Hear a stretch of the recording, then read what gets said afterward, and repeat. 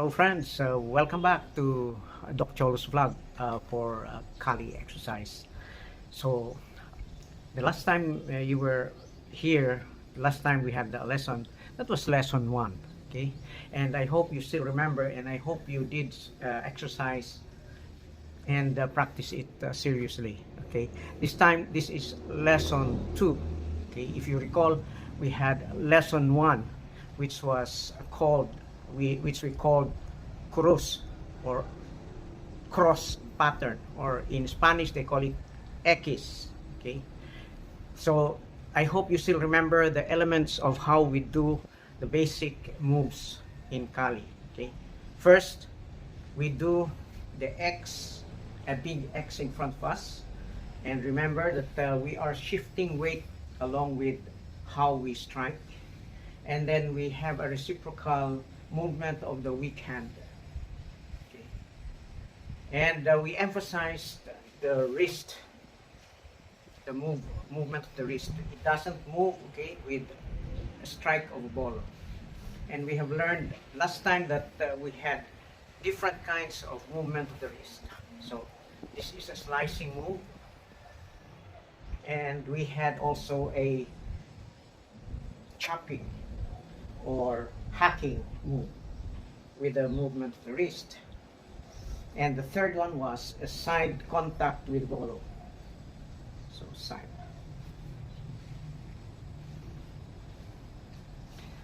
So I hope you did exercise and practice it well. So we are ready for lesson 2. All the principles hold on except with the direction of the strike. All of your elements which we studied should be applied here. The only difference is the direction. So we call this lesson as pigura walo. Okay, pigura walo. Walo is in Visayan is number 8. When we say pigurang walo, it means the figure of 8.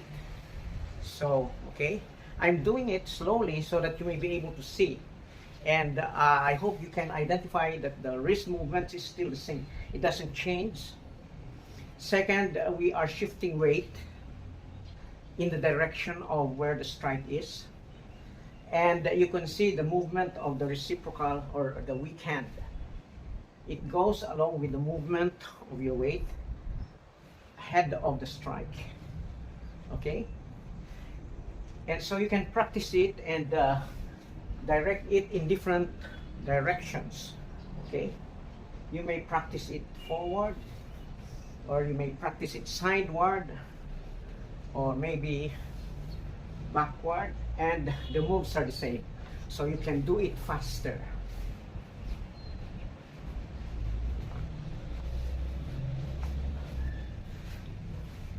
See, you can mix it up with the X this time.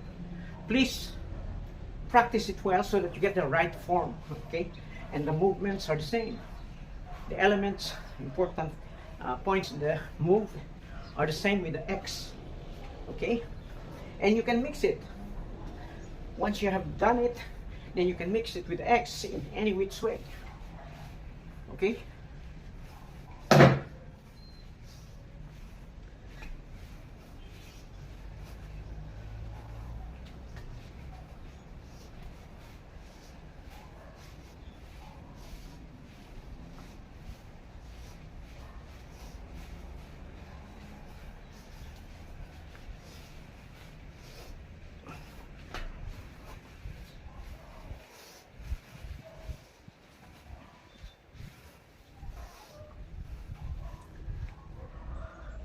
So that's lesson 2. Figure of 8, or in Visayan terms we call it pigurang walo. Walo, that's inverted 8, or the figure of 8. Okay, and to remind you, the first one is almost the same. It's the figure of X, or kurus, pigurang kurus, or just plainly cross. Okay, so that's it, folks. I hope you continue practice. Okay, this time some trivia. Let's have some trivia. Okay, very important point to consider now is the word pugai.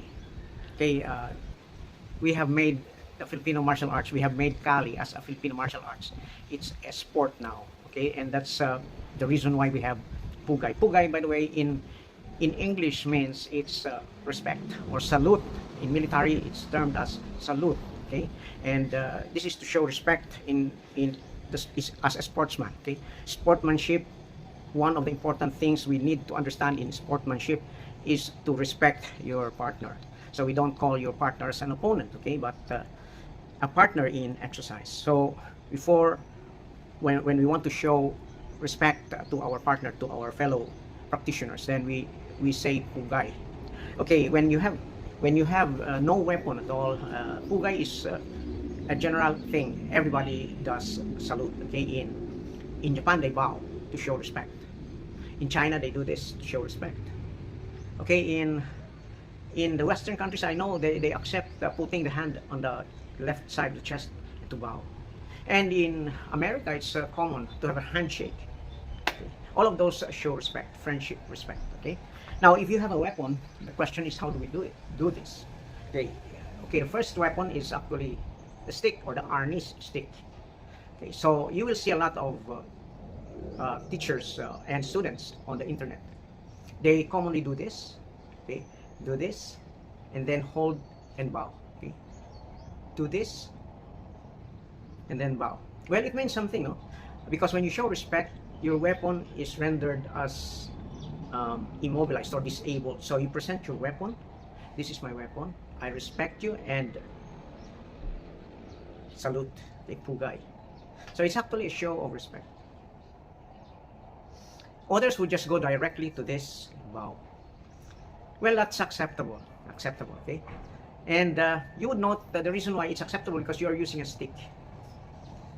When you show this, put it there and see, or whether you put it directly here and bow, it's acceptable, but not very accurately appropriate, okay? Because this is a weapon.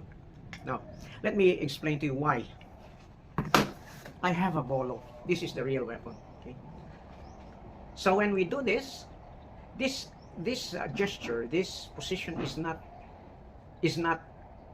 a neutral position. Okay, this is actually one of the stance ready to fight, with your arm pointed upward, with the blade pointed outward. That would mean you're ready to fight.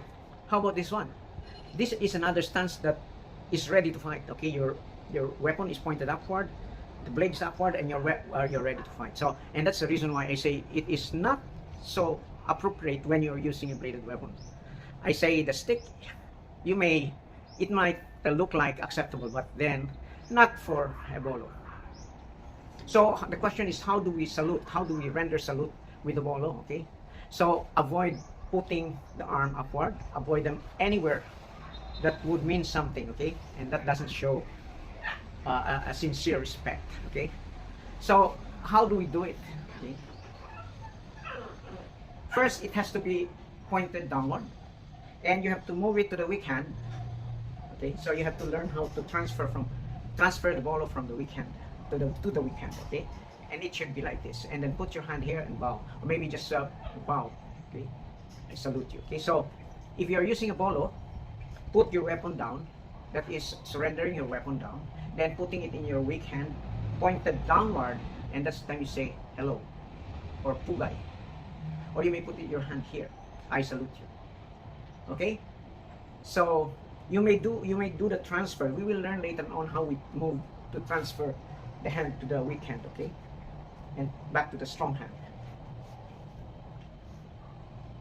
Okay, so there will be some time for us to study how we transfer. But this time, from down, pointing the weapon down. Okay. So weapon down. Catch it with your thumb, okay? Insert it this way. Or going down, insert it this way. Then handle it. Okay. Okay. So down, put it there, put it down. Okay, so down, you meet it with your thumb, okay? It goes in this way. Then handle it there, then put it down. Or better still, if you have a scabbard, put it directly to the scabbard, put it directly to the scabbard and say, and bow. Okay? Put. So that's a pugai, a very important gesture of respect for one another, for a co-practitioner, a student, or a master. So when you are using a sword and the sword is in your hand, put the point down, move it to the weak hand, and say pugai. Okay? Not this way. You cannot hold it, by the way, put it down. Okay, you will note the gesture. If you're using a stick, it's neutral. It doesn't matter, okay? But it's an action gesture. It's an action gesture. But then the pugai comes in when you hold the hand together. That means that my weapon is rendered disabled. Okay. So this is my weapon. I respect you. Wow. Okay. If you use the bolo, you can't do this. Don't do this. Okay. You can't hold the bolo like this. So instead, point it down, move it to the weak hand, and say pugai. So that's it, folks, and I hope you learned something from me. Okay, by the way, these are all mine. Okay, all mine. These are the things that I've learned before, which I'm sharing it back to you. So long, and see you lesson 3.